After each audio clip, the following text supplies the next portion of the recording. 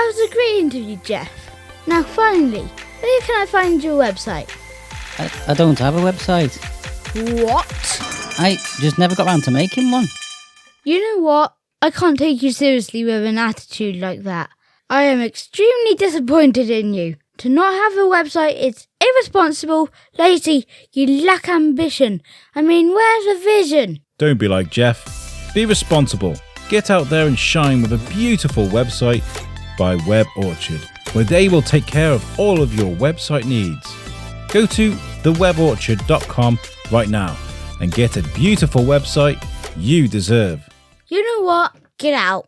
Hi guys, and welcome to the Shrewsbury Biscuit podcast. I'm Alex Whiteley, and today I've got a really cool guest for you that, do you know what, it blows me away, and this is not meant in any way negative. I love conversations with people from all walks of life, from all sort of energies, and I spoke to Rod, today's guest, Rod Plummer from Shoothill. And when you hit the mic and someone can just gel with you straight away, and the chemistry and the charisma and energy is there right away, it's really, really encouraging. And it's so easy as an interviewer. You can just sit back and let the guests do their thing. And this is very much what happened with Rod today. Very, very interesting guest with some amazing stories too. And you know what? When it comes to creating a business, making an idea come to reality, anybody that's like from the business world listening to this, you're gonna understand now that this is someone that can drive ideas into becoming reality. So this is quite an interesting one for you business folk out there. So yes, really, really good one. And this was recorded at Swan Hill Studios. This is episode 2, I'm calling it, of our Swan Hill Studios sessions. A great place for creators to come together. If you've not heard of it, make sure you go to Instagram and look for Swan Hill Studios. Check out the website too. If you support creatives, maybe there's some way you can collaborate with them. If you're a creative yourself, maybe you can become part of the circle. You can find out more about that by going to the website. But I want to say a huge thank you to Sam Pooley-Stride for letting me come and record in their writing room at Swan Hill Studios. What a great space that was. Very comfortable chairs, very nice and warm and cozy, and great sound too, because, you know, a lot of rooms have echo and stuff, and it was really good. So, ladies and gentlemen, coming to you from Swan Hill Studios in Shrewsbury is Rod Plummer from Shoothill. Enjoy. I'll catch you guys at the end.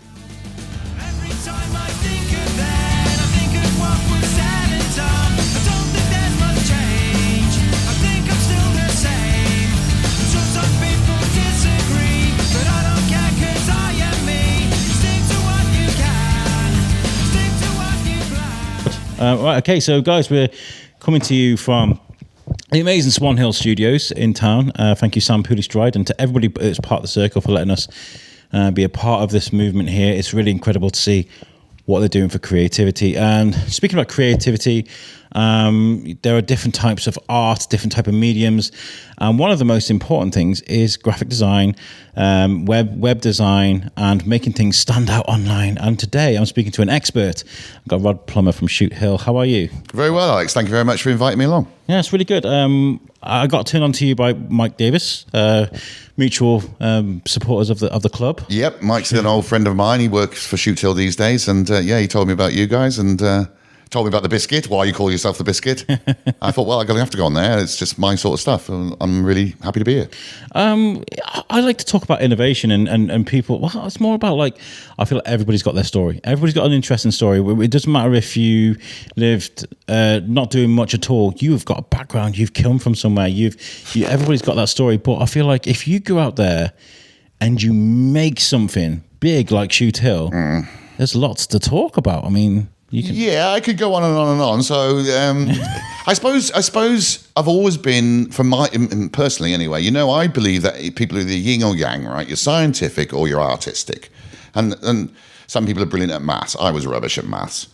I liked history, English, technical drawing, art especially. And as I said to you before we started this podcast, when I was a little boy, until I was about 13, 14, all I ever wanted to be was a portrait artist, because to me, portraiture is, for me personally, I think it's the scenic art, because you're trying to capture the individual, and you can do it in an abstract style, But for me, I was a super realist, so I wanted to make portraiture look like the individual and try and capture part of their personality. As a kid, I was very that way inclined, you know. Yeah. And I went to a careers guy. I remember I went to a careers guy. I went to a boys' grammar school in Wales, believe it or not. Oh, okay. I haven't got the accent, but there's a long story there. Well done. And yeah, indeed. And I used to, when I go home, I talk agazzi. Anyway, so I went to this boys' school, grammar school, and I thoroughly hated it. But I went to a careers advice, you know, in those days. And the guy said, "What do you want to do, son?" I said, "Oh, well, I either want to be a portrait artist or join the Navy." And he sort of said, "I think you should join the Navy." So I joined the Navy. Was that a case of looking at your art? He's like, well, I think maybe the right aim. Maybe. Yeah, when you talk about your own art, you can sound big-headed, can't you? I was good. I did have a talent for it. I do think I had a talent. I'm a pretty talentless person, if I'm honest with you, Alex. I'm a man of little talent. But I was good. But portraiture is such a highly competitive area of art. To actually make a good living out of it is very difficult. You've got to be perfect. You've got to be way out. I know of a guy who lives in Leicester who painted Lady Diana when she was alive, and it's just unbelievable. It's just unbelievable. Of course, he's 75, so he's been doing it for years, but you get better. Like a lot of things in life, the more you do it, the better you get. So yeah, I was all right, but to actually make a living, I don't think I could have made a living, and I probably would have gone to art college, and who knows what I would have done. I would have gone off with another tangent, no doubt. But you went off into the Navy. I mean, what was that like as an adventure Fantastic. for you? Loved it. Brilliant. Loved it. Did it make you as a person? Yeah, well, it did, actually. Before I went, I was a bit of a tearaway, I guess, and the Navy sorted all that out. I took to the discipline. I didn't mind any of that. I liked the camaraderie. I really liked my friends. I've still got lots of friends from the Navy now. But I joined as an electrician, and I was absolutely hopeless. Really? Well, I said as before, I'm an artist, right? I'm not a scientist, and I still don't understand electrics. Don't bother trying to explain to me how things work. So I was pretty dangerous. I love that. You're dangerous for the wrong reasons. Yeah, I was more dangerous than the enemy for the ships. And I got a massive electric shock, and I knew I couldn't get promoted because I didn't really understand what I was doing. And so I had to leave. And I left. And I'm from a place called Carmarthen in South Wales. Mm-hmm. And in those days, Carmarthen, and to some extent still is, wasn't much work, very agricultural based. And so you had small town syndrome. You had to get out of there. A little bit, yeah. I've never been a big city person, although I ended up living in San Francisco and other cities later on. But my stepbrother was a nurse in what was Shelton Mental Hospital over at Shelton there. And he started working there. And I was about to leave the Navy, and I was going to go back to Carmarthen and go to art college. All right. And he said, "Why don't you pop up to Shrewsbury? Come to Shrewsbury, come up here for a weekend, take a bit of leave, come up here for the weekend, just have a look." And I turned up here, and I know you feel the same.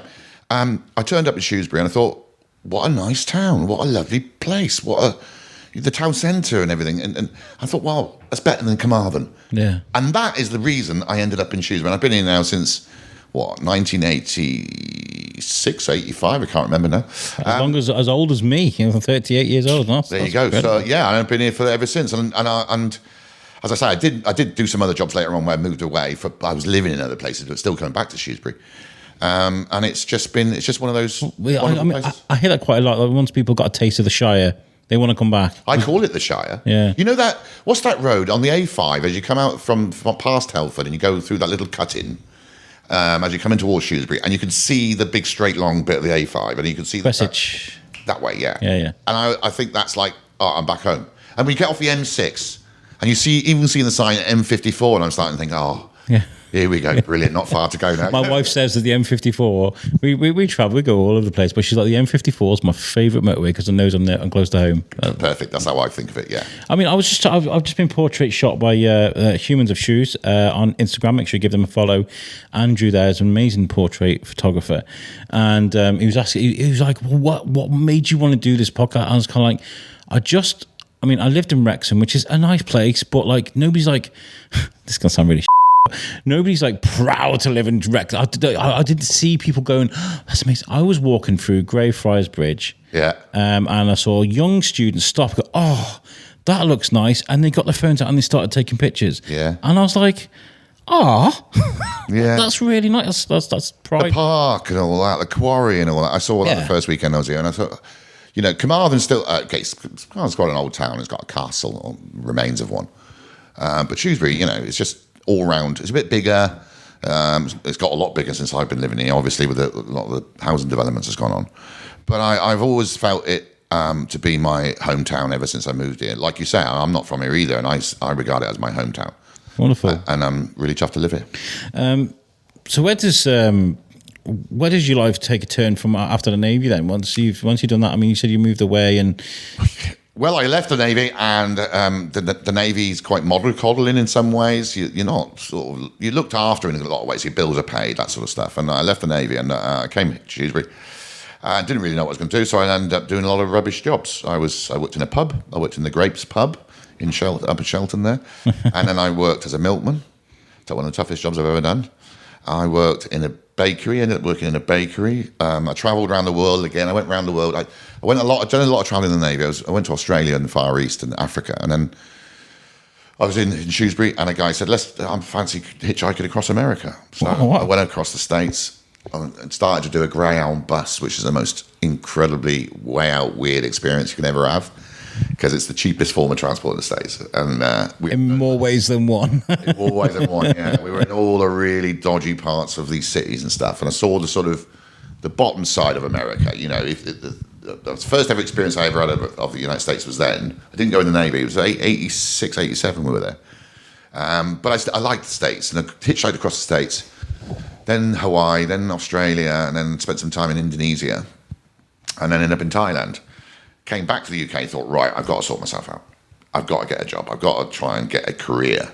And I was one of those people. I don't know if you are. I was one of those people as a kid. I had the Navy, I suppose, and being a portrait artist, but I didn't really know what I wanted to do. Yeah, that was me for a long time in life, actually. Well, you don't, do you? And some people do. I had friends at school who want to be a doctor or a lawyer or something, And alas, they become a doctor. Yeah, I'm jealous of people like that, to be honest. Yeah, I am a bit as well, especially if it's a really rewarding career. I do have a friend, though, who's a lawyer, and he hates it. Oh, really? Yeah, because he does a lot of contract stuff, and it's really boring. I suppose that once you've built up that portfolio and you've had education, it's hard to... Yeah. You're in a good job, so... Hard to U-turn then, isn't it? It is. So I was drifting around in different jobs and whatnot, and I ended up working in a bakery down in Abbey Foregate. And it was an actually industrial bakery, big giant place. And I started there, and I turned up there, and a lesson from life, folks, if you want a job somewhere, just knock on the door. Because I think if somebody knocks on the door and says, hey, listen, you got any work? If people you put the work into it. Start. Yeah, so I knocked on the door of this bakery, heard there was jobs going. Fella come to the door, and I said, I understand there's jobs here. He said, yeah, start tonight. So I turned up at night, 12 o'clock at night, and I was literally lifting 50-pound bags of flour, putting it in a hopper all night. And I started working at this place. And I ended up being on a slicing machine, right? So I can lift 5 loaves of bread next to each other. And you literally are stacking these 5 rows of bread into a tray, and then 3 rows to a tray, then another tray, another tray, another tray. And I was as fit as a butcher's dog doing that, because you're bending up and down all day. And then one day they said, oh, there's a shift manager's job going. Why don't you apply for it? So I applied for it, got it. And I ended up being a shift manager in a bakery. And I don't want to say I hated it, because I didn't. I had some good friends from there. But it was kind of like, I was married, I didn't have any kids, but married, mortgage, all that. And I thought, oh, bloody hell, I'm stuck. I was 26, 27, whatever. And I went on holiday. We actually went on holiday. I can't remember. I think we went to Tenerife, came back. And my stepbrother phoned me up. He said, the bakery's closing. There's about 150 guys working there. It was a big place. It's now called Abbey Lawn. Oh, yes. That was all industrial. I know. It's closing. And they're making everybody redundant. And he thought I would be worried. And in the back of my mind, it was like, oh, thank God for that. Free. Well, it pushed me, yeah. I had to. When you're in a job, it's hard to go for an interview in something completely different, right? And I was at a shift manager at bakeries, so I could probably get a job in a food factory or something like that, I thought, but I just didn't look and stuff. Anyway, the bakery closed. And funny with life, something might happen and it changes everything. And I was already going to night school. I started going to night school to do business studies and stuff, and then I ended up getting a degree. And while I was doing my degree, I started applying for jobs. I was saying this to a guy the other day, and I started applying for jobs. And I did 140 applications for jobs. This is 2002. No, hold on. When did it all break down? Yeah, 2000. Am I getting my dates right here? No, before then. Sorry, crikey. 1990. I'm 10 years out here, Alec. Yeah. I do that all the time, genuinely. So I was applying for all these jobs. I couldn't get an interview. And then I had this, at the same time, I walked past Curry's. I think it was Curry's. And there was a PC, a computer. And on it was Windows. And I thought, Windows. So you've got a window for this and a window for that. I got it. And a friend told me once years ago, if you want to learn about something, buy magazines, buy trade magazines. Because if you're into cars or something. Yeah, they used to do a lot of them back in the day. Like tons of them. Yeah. So I started buying computer magazines and looking at it, reading them and stuff. And They used to come with floppy disks and stuff, didn't they? Demos and stuff, yeah. well, I'm glad you mentioned that. So I had this crazy idea. Why don't we put my CV on a floppy disk, but make it a visual screen? Simon, who works at Shoothill, takes the mick about me all the time. He says I invented LinkedIn. But anyway, on there was qualifications, experience, photos, pictures, a couple of ships, stuff about me, And then you send that floppy disk to the employer, and the employer sticks it in the computer, and Bob's your uncle, pops all this. And I didn't know how to program. I'm hopeless. I still can't program, save my life. And I met this guy, Eric, who's now my CTO at Shoothill. So we still work together. And he programmed this for me, started sending it off, and I got interviews everywhere. And eventually, cut a long story short, I got interviews with BT, Rack Xerox, you name it. I got a job with a firm in Telford, a software company in Telford, doing product marketing. Product marketing in the world of software really is liaising with customers, find out what they want, liaising with techies to make it happen. Right, so you're the go-to man. You're the liaison, I guess. Yes, and you don't have to be a technical person, but you do have to understand what the software was used for, and how somebody interacts with software. So you've got to have the gift of the gab, basically, but understand the lingo, Like later on, the ability to talk came in a bit more useful. But yeah, you've got to be able to talk with knowledge of the product for the user, and I'll keep coming back to this point: the user with software, and then you need to be able to, as I say, liaise with the technical people to be able to say, look, the users don't like this, users do like that. They want to change this, want to change that, want to do this, want to do that. And then in those days, you would have a version 1, version 2, version beta test, yeah. So I was doing that and working really hard. And then again, a bit of luck came up. The firm was expanding, and I moved out to San Francisco. So I moved to San Francisco, worked over there for a couple of years. The firm sent me over there to build that up. And then so there's another story. A guy was a brilliant presenter there, really, really good talker, and he left the company. And I said to my boss, I said, what are we going to do? Barry's left. And he said, what do you mean? I said, well, who's going to do all the demos and presentations and all that? And he went, you are. And I think this, I don't know about you, Alex, I think this, right, that everybody has got something, a skill of some description. I believe that too, yeah. I believe that. The trick is, though, you got to find it. Yeah. So you got to experience it. And it might be something fearful. And then public speaking for some people is very, very scary. Some people hate it. Some people just won't do it. And you've seen it at weddings, don't you? When you get a best man and he's absolutely terrified because he's got to do a best man speech that's not only going to be, nice and kind and respectful, but also a bit funny. Got to punch below the weight a bit, below the belt a bit. Got to get the crowd going. And if you can get the crowd going, that's great. And I didn't know I could do it. And I was thrown in the deep end. I had to do it. And I remember once I went to a presentation and they had cameras. And there's quite a few people there. It was a government thing, agency thing. And they were filming. And I thought, oh my God, I said it. Oh my God, they're filming me. Well, then you get a laugh. You just chuckled there. So you got a big crowd of people laughing at your little gag. It's only a simple little gag. I mean, it's not like really witty. But they then like you. They relax. And I started to learn that, a crowd is a bit like an individual. If you get nervous, a crowd will get nervous. It's an energy exchange. Yeah, it's a human nature thing, Yeah, there's one of my favourite people in the world, Harry Mack, is a freestyle rapper, and he always has this ideology that if you come at someone with positive energy, they will reflect that back at you. If you come back at someone with negative energy, they're going to get their shoulders down too, I think that's absolutely right. I mean, that applies to management as well, doesn't it? If you manage somebody and you go, that's rubbish, that's rubbish, that's rubbish, that's rubbish. You keep telling somebody is rubbish all the time, they're not going to produce anything worthwhile. It's not a motivator. But if you say to somebody like, I really like that, and every now and again, not too much, you can't do it all the time, but most people want to do a good job, most people want to be praised in some way for what they're doing, especially from their management, because it can lead to pay rise or what have you. And if you let people, I'll get onto this a little bit later on, but if you let people have freedom in an organisation, but give them guidelines what you want, but let them have freedom. Not everybody, most people though will take the opportunity and think, crikey, I could do what I want here. And a long story short, I ended up in Canada, came back to the UK, got into another business, and then me and Eric, I've jumped about 5-10 years. No, that's fine. Okay. Got together and we thought, you know what, we both like each other, we knew each other, friends. Why don't we start up a firm? And the reason it's called Shoothill, by the way, is because I live in a place called Shoothill, which is just by Ford outside Shrewsbury. Great, I love that. So that's why I call it Shoothill. And it's a weird sort of name. And over the years, people have said, why did you call it Shoothill? And I said, well, because, I live there. And we got shoothill.com. Yeah. So that was Andy. And it's the kind of name you sort of remember. If we called it ABT or D. I've been calling it Suithill all day, and then I was like, Shoothill.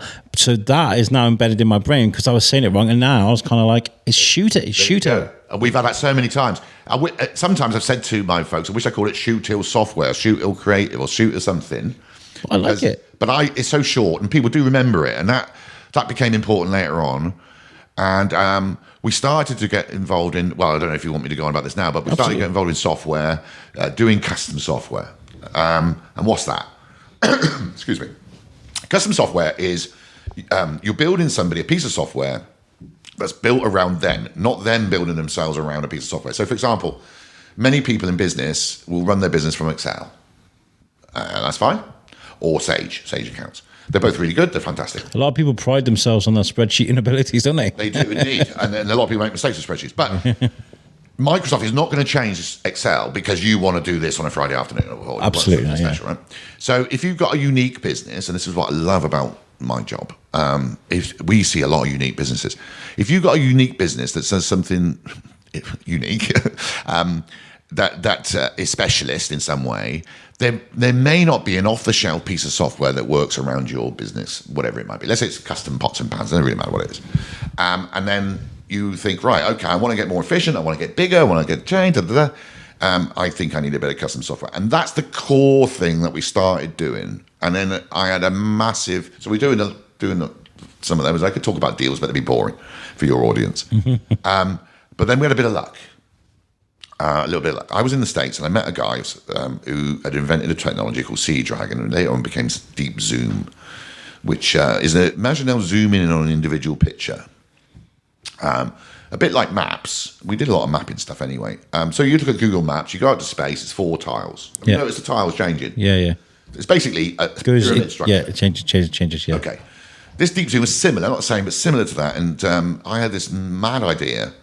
Why don't we create a picture of Charles Darwin made out of The Origin of the Species, the book?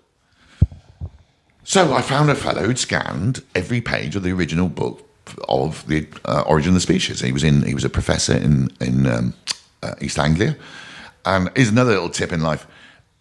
Be the same with everybody, right? Consistency. Don't try and put on airs and graces because such and such is, I was saying to my wife last night, right, I've got a few funny stories, and one of them was once, one of my lovely subjects I really love is history, right? And we were talking to this guy about the origin of the species, and he said, "What are you going to do, Rod?" I said, "Listen, I want all your scans." And he said, "Remind me about the Battle of Britain as well afterwards." He said, "What do you want them for?" I said, "Well, I want to make a mosaic of Darwin made from the origin of the species so you can read the book inside the picture of Darwin." And he was like, "What?" Trying to describe it to him. And we started to create this thing, and it didn't work. Deep Zoom couldn't do it because there were too many pages. 650 pages, scanned. Size. Yeah, get too small. Yeah, correct. It's too big Yeah. in total. So Eric built some code that would make it work, and we managed to get this thing working. So you could zoom in on each page inside the picture of Darwin and read the book. And then Steve Ballmer from the United States came over. He's MD of CEO of Microsoft at the time. Came over, and Microsoft showed that he was doing a presentation. Showed this thing behind him, zooming in and out of this Darwin thing. And I got involved in, I wouldn't say art side of software, but when you're dealing with consumer, it's got to look good. Business software, it's nice if it looks good, but it doesn't have to look good because people will, use it for business purposes. If it's a website, for example, how many times have you been to a website you hate? How many times have you been back to a website you hate? Unless you have to go there, never. If you don't need to go to a website, let's say you need it for getting car batteries, fine. But if it's a website, for something else, and you hate it, and you don't like the design, it's horrible to use, it's, the buttons are in the wrong place, that it's hard to navigate, you don't want to go back. No. It's human nature, isn't it? Absolutely. So when we create stuff for the consumer facing, like things like apps, you've got to put a lot of thought into what's it going to look like, how friendly is it, how easy navigable is it, does it load a decent time? User friendly. Yeah, and there's a lot of different combinations to that. I say this to people all the time. When you go and Google, do you ever think, I'm asking you a question, do you ever think, oh my God, isn't that marvelous? That little white box, you type something in it and it goes off and finds all this stuff. Do you ever wonder about how many millions of lines of code are in that? Absolutely, all the time. I struggle with things like YouTube, how their servers hold that, and how they can look for all that sort of stuff. To be honest with you, I was hoping you'd say the opposite, because most people don't give a monkeys. No, it blows my mind, because like when it comes to like things like Google, because you're not just talking about the text box, you're talking about the home devices now. You're talking about everything, all that kind of stuff. Like it's incredible. It's like the Matrix. but basically, fundamentally, Google is a little white box on a screen, and we did a lot of work with Google one time, and they. I went a bit bigger than you thought then, didn't you? Yeah, they went a little bit. I was like, the nature of the cyberverse. At the same time. They moved the box by 6 pixels. Not a lot of people know this. They moved the box by 6 pixels, and they did tons and tons of market research and human interaction studies and all the rest of it to see what the effect would of moving that box on the screen by 6 pixels. And that box, a little box, don't quote me, there's somebody tell me I'm wrong, but it's something crazy, like 98.6% or something, or maybe it's gone down a little bit now, of their revenue comes from that little white box on that screen. The rest of it, everything else, is not peripheral. It's not anymore, because there's things like, the phones and so on. But that's where the big money is for Google. And Amazon, look at Amazon. What a fantastic website that is. It's amazing. It is flawless, because it's like it's quick, isn't it? Yeah. Do you know what I mean? And it offers you the visuals of what you need. I was looking at was it Toppers? I think I love my hats, right? I've got a wall full of hats, and I saw these sexy, deep red and black hats, right? And on the Facebook, Where on Amazon? On Facebook. On Facebook, yeah. And the link had the picture of these hats, and I clicked the link, and it just took you to the website. I was like, well, where are the hats then? That's the one I wanted, the one on the picture. Yeah. Those specific ones, and I had to really look through their website to find it. Do you know what I mean? It's like, yeah, there's sometimes the simplicity of it can be quite difficult, right? Simplicity is important. Well, I got involved this deep zoom where I was trying to figure out a way of improving search visually. I've got dyslexia, which I notice a lot of people seem to admit these days. In my day, I never used to admit it. When I was young. It's not people. It's more accepting now. It's not. Yeah, of course it is. And my form of it is I can't. I see threes as different. So, for example, I'll see a 3 and I think it's an E. Right. Okay. Or I see a Z and think it's a 7. Okay. I went into a shop when I was a kid once and said, "Can I have a can of Zup, please?" I thought 7-Up was a Z, and things like that. So I see. I can read perfectly, and I can write. My handwriting is, I would say so myself, pretty nice, but I can't spell. Save my life. I cannot spell at all, even simple words. I'll give you an example. This morning, I had to say to my wife, "How do you spell biscuit?" True story, because I was pinging the guys at work. You? Yeah. Oh. I couldn't remember how to write. They're talking about me. So I've got this dyslexia thing, and I think partly that's one of the reasons why. I'm a very visual. I personally am a very visual person. So our software has to look good. It has to fit the pack. We just did an app. I'm jumping forward to today. Am I going all over the place? No, you're fine. You're fine. We did an app for a firm. It's a football predicting app for football fans. It's called Supporter. And the app itself, if I say so myself, and I'm going to credit two of my guys at here. Dave, there's a guy called Dave who works for me. And he's done such a fantastic job of the design of this app. And I'm very privileged, Alex, right? I'm at the stage in life and stage in business now where I am not responsible. Of course, I'm still, technically responsible for stuff, but I'm not actually delivering projects. I don't liaise with the customer and say, Well, that's what a chairman does. Everybody else does the work while you oversee it. well, yeah, I mean, that's a very, very, very nice way. Well, you've worked hard to get there, and that's I'm lucky. I tell you, I'm lucky. I do think this. I've been lucky with people in my life. You know, people have helped me, and or I've met somebody who's influenced me and said something. And that's changed my entire outlook. And I took notice of people. And I think if you can be interested in people, they tend to be. They think that you're interesting. And yeah. This really true. Again, energy exchange. It's I mean, when I have a meeting with somebody, the first thing I try and do is remember their name. very important. Yeah. Because it's very nice if I go, how you doing, Alex? Because I now recognise that I remembered your name, right? And then we instantly have a relationship where we can talk. And the other person feels, I like this bloke. I'm interested in this guy. One of my favourite scenes in the movie is from Wayne's World, and you got Harry Shearer on the radio, and they're talking about Wayne stock or whatever they're doing, and you got Harry Shearer messing about. He's going, and they just start talking nonsense because he's just not paying attention. Yeah, he's not interested. Yeah, and like this is one of my skills with the Biscuit is listening to people. Like that way, the right questions to ask to get the right information. It's a really simple thing, but it's a thing that people forget. I think what you're doing, I couldn't really do so much. Really, I think because I do quite a lot of speaking, as I say. I've done a lot. And I might not say, well, why don't you just start doing a little bit of a podcast about business or thoughts or what have you? And I think the trouble with that for me probably is I've got pretty strong opinions about things, and I'm not sure if I always agree with somebody who hasn't got the same kind of opinion, which is normal.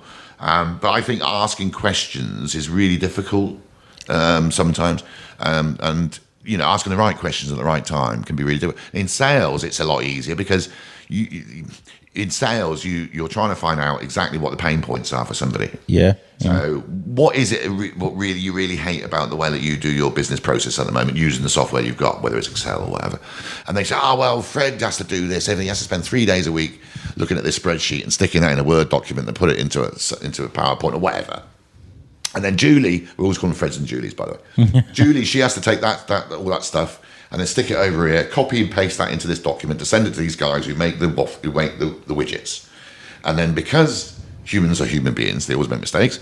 The guys making the widgets make the wrong coloured widget because Julie has put the wrong column in the wrong place. That is what you really want to know, right? You really want to know what is your business process, what is going wrong with it, and then therefore, pros and cons. If we can stop those mistakes of Julie making a mistake, that makes your software better, right? What do you think motivates people more from a client perspective, success or failure?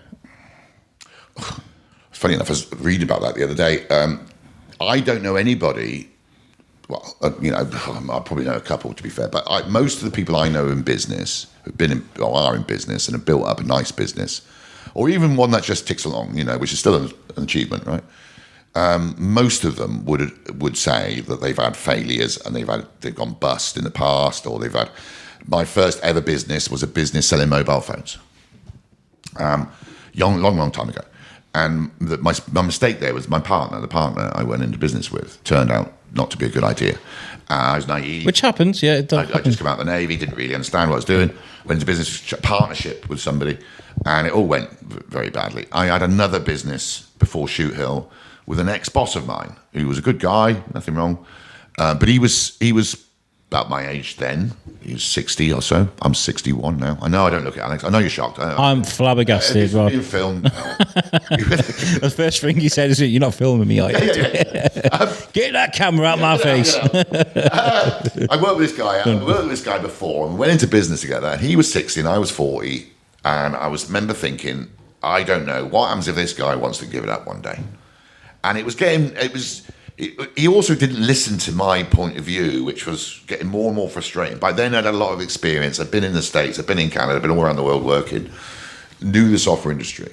And he just wouldn't listen to any of my ideas because he was dismissive because I was younger than him. And I believe this passionately, right?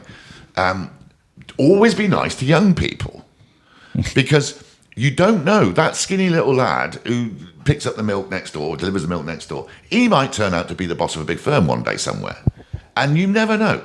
So, and if you treat them with dignity and respect, and say, look, in our firm, I think this is true. Anybody can have an idea in my firm. They can have an idea. It might be a mad idea. It might be a rubbish idea. But we encourage them to have an idea. And a lot of the things that have happened successfully for Shoothill over the years, and we've done all sorts of stuff. If you want me to talk about them, I will. But a lot of them have come from other people's ideas. And sometimes when you manage people, you can fall into this trap. Well, all the ideas are my ideas, and all the good ideas are my ideas, and your ideas are rubbish.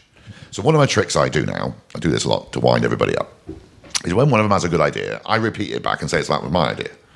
just to have a bit of fun. To watch the head explode a little bit. Yeah. And so I was working for this other guy, and as I say, most successful businesses believe that failure is a driver, and look at failure as an opportunity to say, well, I made a mistake there.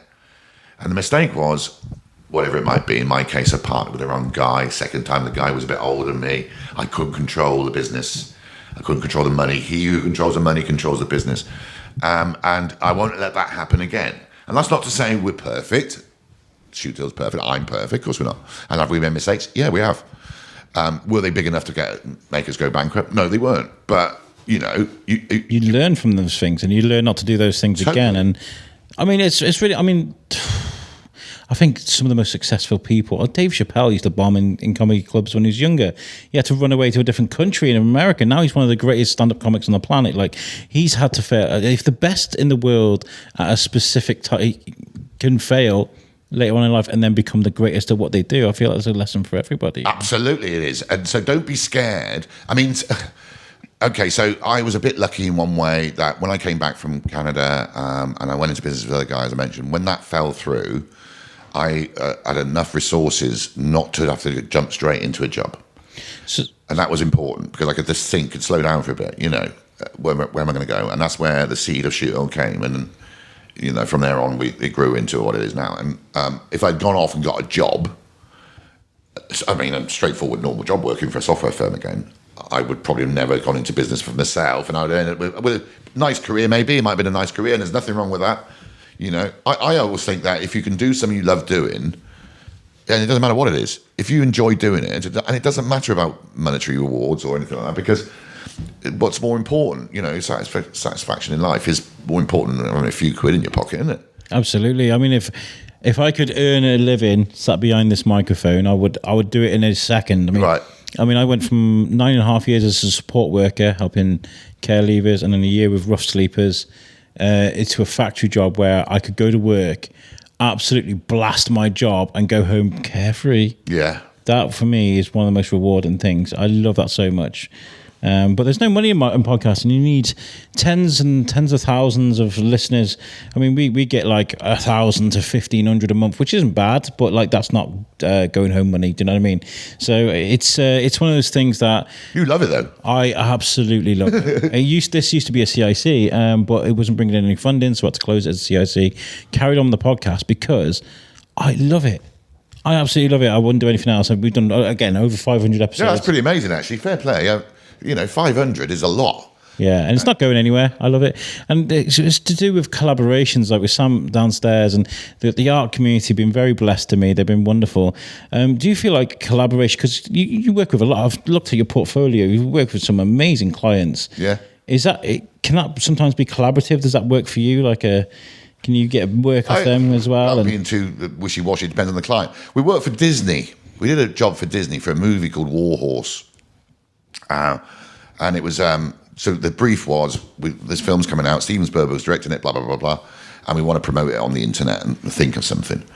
And I've never worked with a company that's more, I don't want to say fussy, because it's the wrong word. Finicky. Sure of what they want, really strict about brand guidelines, really strict about positions of fonts. I'm not talking about just the font itself, I'm talking about the position of font with the next font. All sorts of trivial, what some people might think of trivial look and feel elements to this thing. And the tricky thing there was that we want to focus the First World War. We want to focus on the First World War, but we want to make it interesting to young people, and we don't want pictures of dead soldiers. And you're thinking, crikey, okay, millions of men were killed in the First World War. What am I going to do?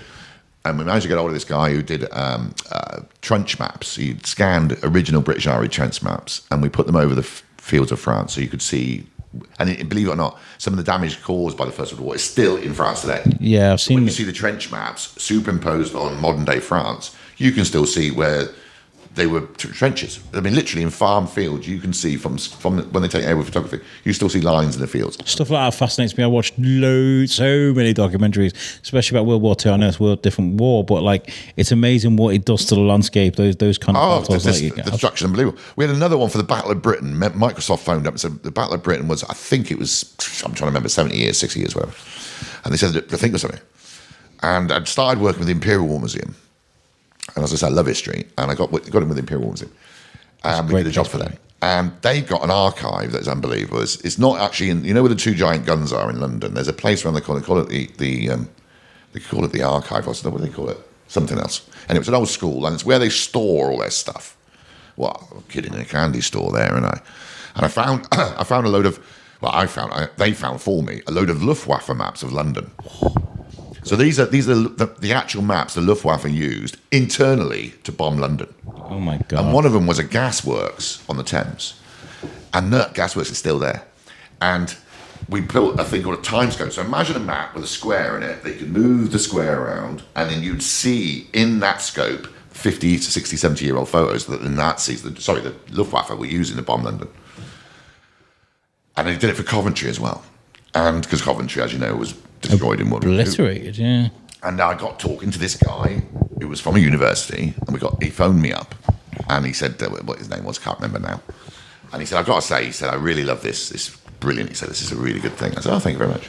And we got talking away, Oh, it's David. That's David. So after a bit, I said, well, David, I said, obviously, I mean, history is my subject. I said, well, I love history. And you might not know that much about history, but he said, well, actually, Rod, I know quite a bit. I'm a professor of history. And it was so funny, laughing. And and then I worked with Formula One.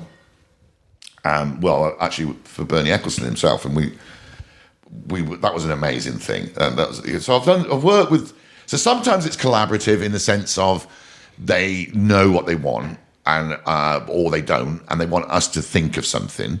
And a lot of that is imagination. Yes. Obviously, if you're doing marketing, we got involved in marketing campaigns for movies, as I say, and stuff like that. So there it was like, we're promoting this film. I don't even know what the film's about initially, but we want you to think of something to help promote this movie. There was a film called Source Code. Yeah, I remember that with Jake Gyllenhaal. That's right. Yeah.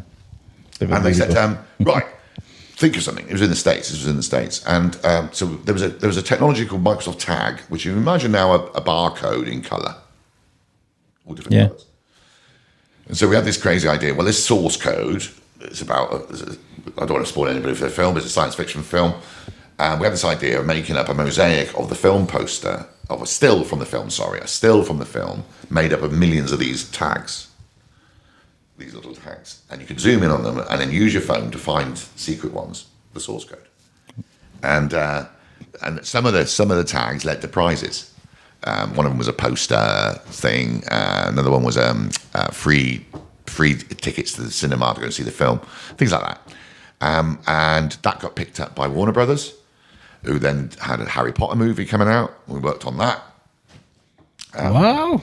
Yeah, that was quite a big one. That was crazy. That was really crazy. The Disney one was absolutely crazy because that was all in the States. So we were doing stuff in England, believe it or not, in Shrewsbury, that was actually being put out in the States on American servers in the States from here.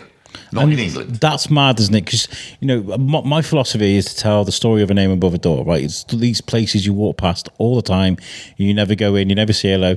People probably driven past Shoothill all the time and not realise what's happening inside that building, you know?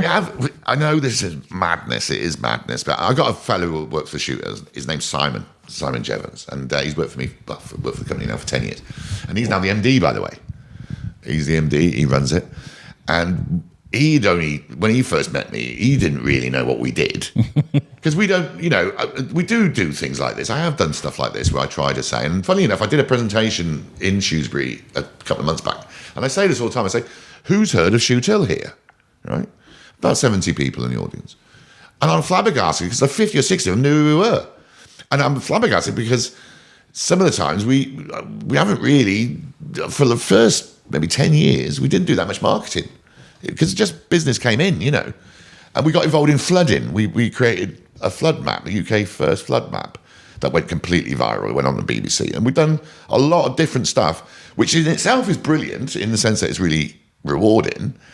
The minus side of it, though, is you could appear like a jack of all trades, master at none. And so over time, the marketing world has changed. Whereas like 10 years ago, you got a film coming out, a movie coming out, you build a specialist website, a URL, a custom website to promote that movie. Now, or you build a campaign on a big platform like MSN or Yahoo or something. Now you would do a campaign on Snapchat, TikTok, what have you. So the marketing promotion world has changed. Advertising changes all the time. Or you do a YouTube video and get Joe Rogan to talk about it or something. Yeah. So that was changing. And although I did really enjoy the marketing campaigns and I did enjoy the artistic side of it, because you got to think of the idea, see it through. We had another one which was I got to tell you this one. Guy phones me up and says, "Oh, there's a new prime number." So I said, "Right, yeah, it's 30." I've got to get this right. I think it was 37 billion digits. So the chap said, the brief was, it was IBM. This was the brief was make those 37 billion digits. I'm sure it might be a million. I can't remember, to be honest. It's a massive number anyway. Yeah. Make that interesting in some way. Well, the mere fact it's a big number is great, but it isn't that interesting. So it's like, look at this number, folks. yeah. Okay, cool. Okay, thanks. Next. So imagine this then. So I had this idea of, over the years, prime numbers have been discovered. Over the years. And they use it, by the way, it's very important in encryption. It's used in encryption. Sure, yeah. That's what they want to do. Anyway, it costs millions and millions and millions of dollars in compute time to get these different numbers. And they go up, massively over time. So I had this vision of falling into a huge number. That was my idea, dream, what we were on. So what we did was we reversed the zoom. So you start off with, I think it was 9. No, we started off with 9 digits, I think it was. And then we zoomed out. So as the thing's zooming out, you get an idea of the scale of this enormous number. And it was the world's biggest prime number at the time. And then you could zoom in on the actual number and see all the millions and millions of digits. But then as you're zooming out, the squares represented the different discoveries of those individual prime numbers in the year they were discovered. Oh, wow. So from a teaching point of view, it got across in a visual way something that, I don't want to say boring, but on itself, a big number is boring. It's just a load of numbers. It's one of those things you don't think about until you mention something like coding. You're like, oh, well, actually, we were talking about coding for Google and things like that. You're like, that's exponential. Like, the actual prime number discovery is exponential. Yeah. So they've just done another new one now. I read somewhere, maybe 2 since we did this one, but it takes years of compute power to get to the next one. And that was just a crazy one, really. But it was, again, we got a lot of praise for that, because it was. We had people, who were teaching mathematics and stuff like that, were really interested in that thing. There's a visual way to get youngsters interested in something. The Battle of Britain thing, I had a phone call from a guy who was an editor of a magazine, and he said he couldn't get his lad off it. His lad kept playing with it all the time. And he said, to get him to concentrate on anything is difficult, but he's been on this thing for hours and hours and hours. And everybody likes praise, don't they? But if it's somebody, we've had people phone us out of the blue and say, "Did you do this or X, Y, Z?" And we go, "Yeah," and said, "Mate, that is absolutely really, really good." We had the AA, the Automobile Association, phone us about our flood map, and they wanted to use it, but they couldn't because we put it on Facebook. Yeah, they couldn't use Facebook on the machines. And this guy phones me and said, "This flood map of yours is brilliant. Why has nobody done this before?" And nobody had. And so I think that's something that we've managed to do quite a few times over time, is something unique, something quick, something, that just catches it. I mentioned simplicity, but a lot of the ideas I'm hearing is like, you take like the simple idea of a number, for example, and you make it very complicated in an intricate and kind of beautiful way. Is that like, yes, you have the simple idea of a number. How do you make something simple interesting, and then you go all the way to think outside the box to do that, and that's a real skill. Well, you said two words I used to use in as pitch. I don't use it now because Simon takes the mick out of it. But I used to say making something complicated simple. Yeah. Right, or something interesting, Very boring. skillful. Yeah. So that's you're trying to do, with a big number, for example. Yeah, it's a big number, right? But doing it, zooming out from it, makes you understand the scale of the number. It makes you understand how big this actual achievement was. Yeah. And IBM was a sponsor. Microsoft were the partner. We built it all, hosted it all from Shrewsbury, and it went out in UK, Europe, and the US.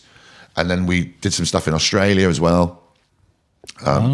So I could go on and on here, but yeah, you going back to your point, I don't know how many people have heard of Shoothill in Shrewsbury, but that's what we do. That's what we are. And I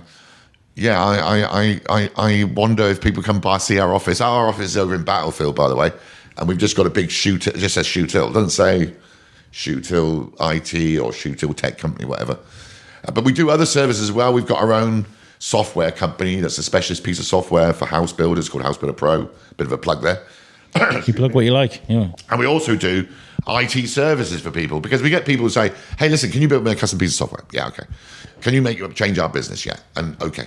And I hope anybody who meets any of our people would say, oh, they're nice blokes. They're easygoing guys, girls. Yeah. They understand me. I understand them. They're good to work with, and all those things. And that's what people want. You will work with or for people you don't like. Of course you will. You have to sometimes, but you'd rather not. You'd rather be working with somebody. I know some people that absolutely love working with difficult people. Oh, really? You know what I mean? I've got a friend who works in the airport and deals with lost luggage. Oh my God, people really work with the worst people, but they like it. You got a problem to solve it. Some people like solving complex problems. Some people enjoy being in the thick of it. And it's I think that's admirable, I suppose. Very. I don't think I'd like that job. No, not me at all. Fair play, anybody who does. But I do think that if you can get across this, if you're straight with people, if you're honest with people, if you don't try and bamboozle people about especially tech, because if you're a business and you might be quite a small business, you haven't got time to go listen to all the intricacies of how it works. As I said to you before, I don't care. When I get in a car, I don't care how it works. I know how to drive, and I know how to get from A to B, but I don't care about camshafts. I don't even know what it is. I don't care.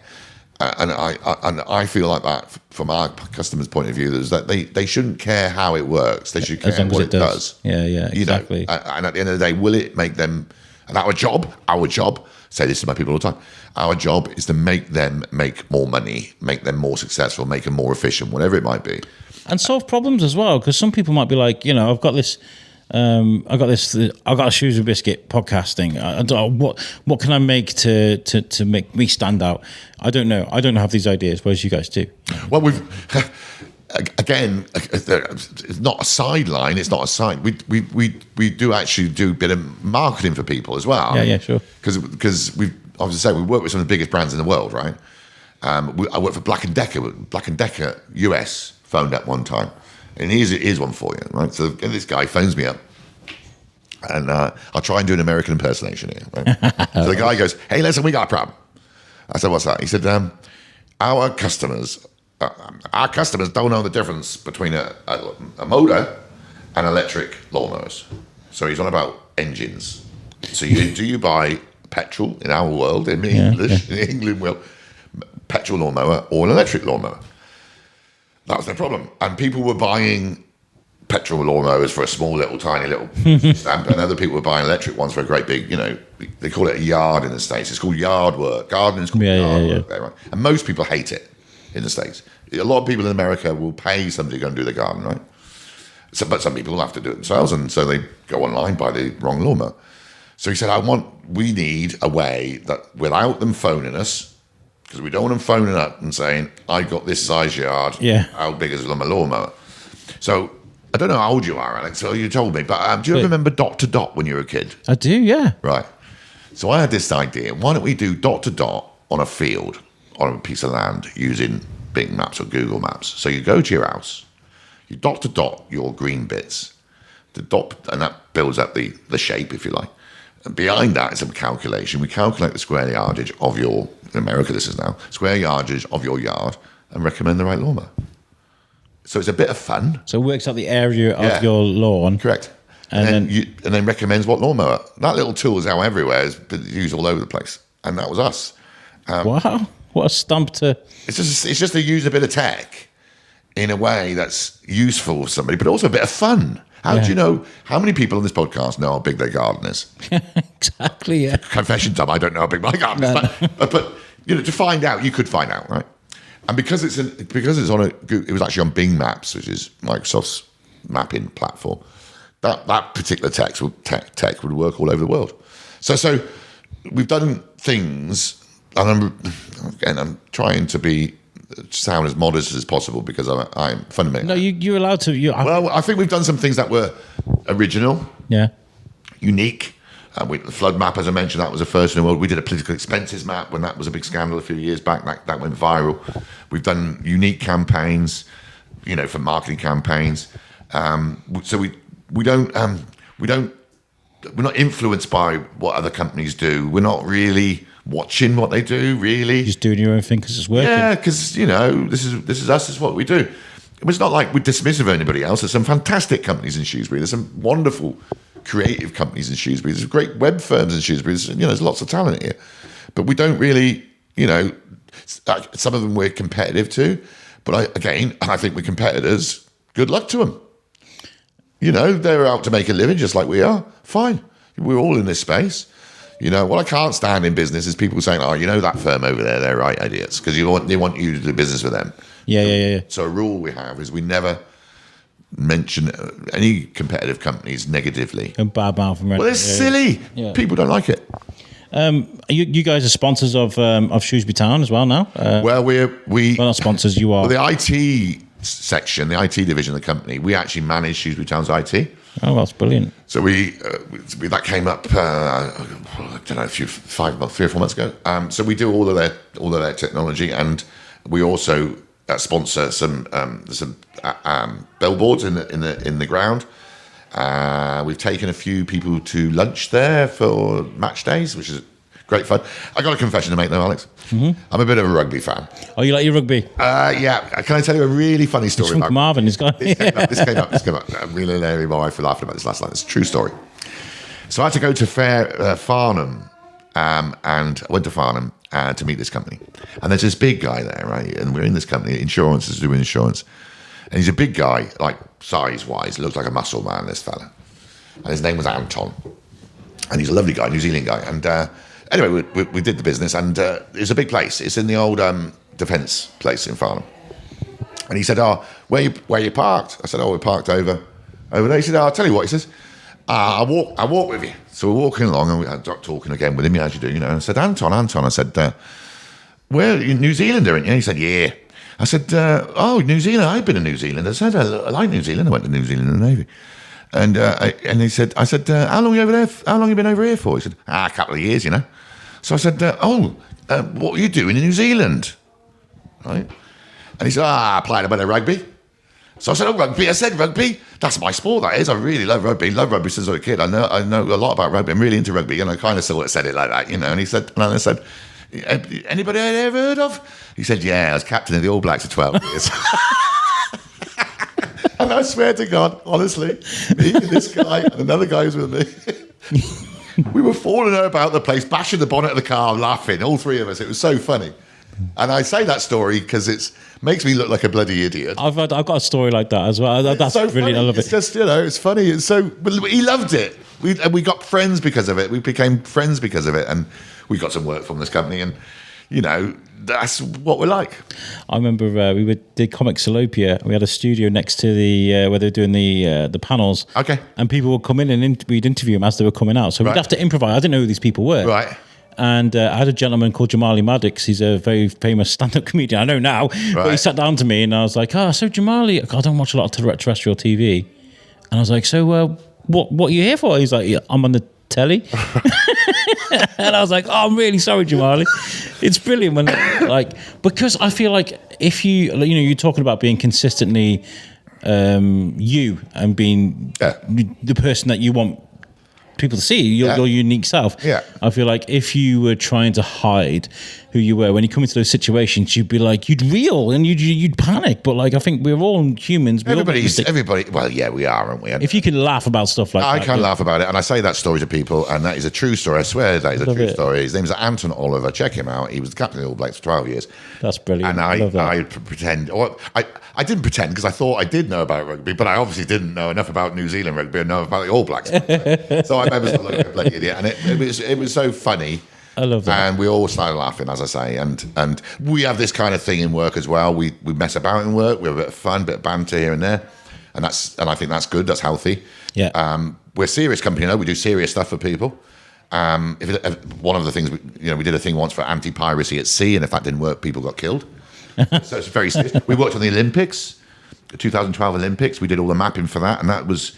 I had to sign the Official Secrets Act for that, and that was because we knew where the Olympic torch was going to be. Oh, right. Before.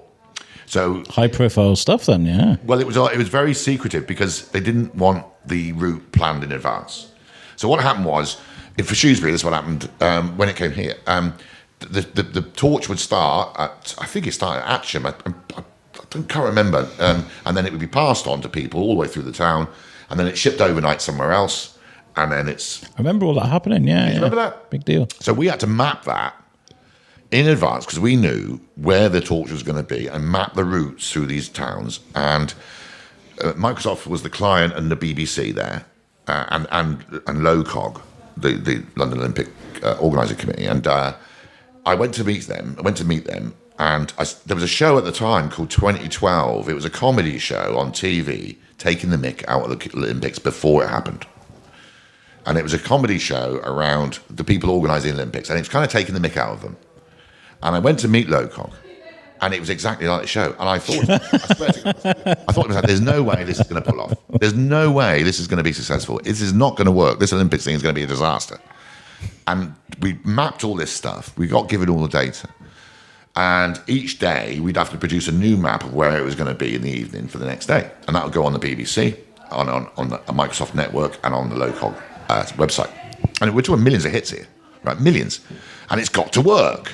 When you've got millions of hits, flood map, same. When it's got to work. Anyway, I thought it was going to be terrible. It was going to be a complete disaster. And lo and behold, the Olympics was unbelievably fabulously organised. It was a fantastic thing to be a part of, and I was really pleased to be part of it. I went to the Olympics. I went to the Paralympics because we did all the stuff for that too. So we worked, on the Olympic Games, and that was just really interesting. I just really liked it, and I've been very, very lucky. I think your story, I love this so much. I love your adventure and everything that you've been doing. Because I feel like you wouldn't have been so fortunate if you hadn't have said yes to the universe and been on. You know what I mean? Like if you hadn't have followed the trajectory that you put yourself on, you wouldn't have got where you are today, right? So you've got to say yes to the universe. You've got to make the mistakes. You've got to travel to this place, and you've got to, And as I say this, said it already to you. Everybody's got something in them. I think yes that they could be really good at, and it might not be something that makes money. It might not necessarily be something that makes any money. But the trick is you got to find. So I think that when you're young, especially when you're young, you've got to try and, somebody says, oh, do you want to go, kayaking or something? And you might not fancy it, right? But do it because you might go kayaking and think, oh, that's absolutely, I love it. It's brilliant. And you might not have wanted to do it. And everybody's got that, haven't they? Everybody's done something. Me, I've done something. I thought, oh, I don't really want to do it. You're moaning, and you go and do it. And you think, oh, that was great. I'll do that again. Yeah. And you get into it or whatever, and you think, you would never have done it. Or a mate says, come and do this, come and do that. You should do it. You should experience it. And then if you hate it, great. There's something you can stick to this.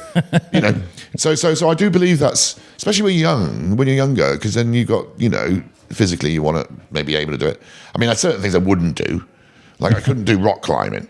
You know what I mean? These crazy. Well, I did I don't like heights. I used to do rock climbing when I was younger, but we did an interview on top of Shrewsbury Abbey. Okay. On the roof. Yeah. It was like Assassin's Creed trying to climb up there. Honestly, it was Right. mad. But like, I'm so grateful that we did that because originally I'd have said no to something like that because of heights. Yeah. But it's such an incredible thing. Like I say, I recorded on the roof of Shrewsbury. Well, You know what I mean? yeah, I can get that. I mean, potholing. Don't get me. There's no way I'm doing that. There's no Going chance. under the cave. Yeah. No. But I do think that's the thing in life. If you can try, and then also be the same. Like I think you've already said this. Be the same with everybody. It doesn't matter whether they're a professor of history, or they're the ex-captain of the All Blacks, or Bernie Ecclestone, or whoever it is. I met some movie stars as well. I met Sachin Tendulkar, the cricket player, lovely guy, really lovely bloke. But I was like them. I was like I am now to you, exactly with that same with them. And I think that's what you got to be. Don't try and hide anything. You know, don't try and put on airs and graces if you haven't got them. Ladies and gentlemen, be your authentic selves, and I think that's a great way to end it. Is there anything you want to add about Shoothill, how people can follow you guys and stay in touch with what you guys do? Sure, go to shoothill.com. It's that easy to remember. SHOOTHILL.com. Have a look what we do. Follow us on LinkedIn. We do quite a lot on LinkedIn, Twitter too, and we've got our own Facebook page that we put out stories about what we're up to. And just keep an eye out for us. You know, we're all over the place trying to do as much as we can. So, yeah. Brilliant. Anybody's interested in us, give us a call. Brilliant. Thank you to Mike for putting this on, Doug as well for working backstage. And Rod, thanks for coming out. I tell you what, a real pleasure. I'm so glad I did. Thanks, Alec. Brilliant. Thank you.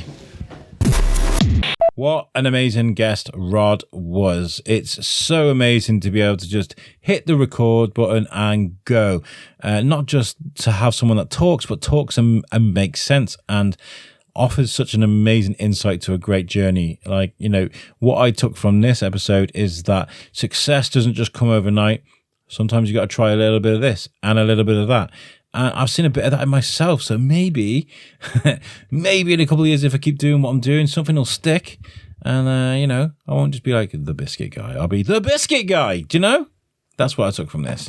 So thank you, Rod. Thank you, Mike Davis and Doug from Shoothill for helping put this together. Mike said, Rod will be a great guest. And he was right. He was correct. Well done. You got on really good. It was really fantastic. Also, thank you to Sam Pooley-Stride for letting me record at Swan Hill Studios in the writing room. It's a great place for creatives to come together. What I want you guys to do is go to Instagram and give Shoothill a follow, of course, but also importantly, give Swan Hill Studios a follow. Go to the website, read up on about how you can become part of the circle, be part of this art movement, because very soon that place is going to become a centerpiece for art and culture in Shrewsbury. We've lost Raven Studios, Participate, all gone with the Riverside. The Hive is in trouble. I hope that's saved. We're going to try and organise some things with the Hive to try and help them. But these are places that we need to support and to save. So that like on social media, it really does help, you know. So yeah, brilliant. And next week we've got Sean Brennan Todd coming on the podcast. Somebody who I've known for a while, but I'm very honoured to have sort of got a final on the podcast. I think we've got quite a bit in common, you know. Both enjoy a bit of media, a bit of talky down the Mikey, you know. I think you'll enjoy it. So make sure you tune in for that one. If this is your first time listening to the podcast, please give us a follow on social media. That sounds really baggy. Just, well, you know, whatever social media you like, Facebook, Instagram, TikTok, you know, give us a like if you want to, you know. If you want to get in touch with me, you can go to email, shrewsburybiscuitpodcast@gmail.com. Do you know what? The easiest option would just be go to our website, which is the shrewsburybiscuitpodcast.co.uk. It's got all the information about me, every single episode I've recorded, and links to everything there. So just go to that one. It's just easier to go that way. And that's made by Web Orchard for us, who are fantastic at building websites and brilliant at bringing visions into reality. So if you've got a business, if you're an artist, a musician, or you've got a who's you what's it that you need to tell people about, go to Web Orchard. They'll make you the perfect website. Thank you for tuning in. I'll catch you next week with Sean, Brennan, Todd. Peace out, guys.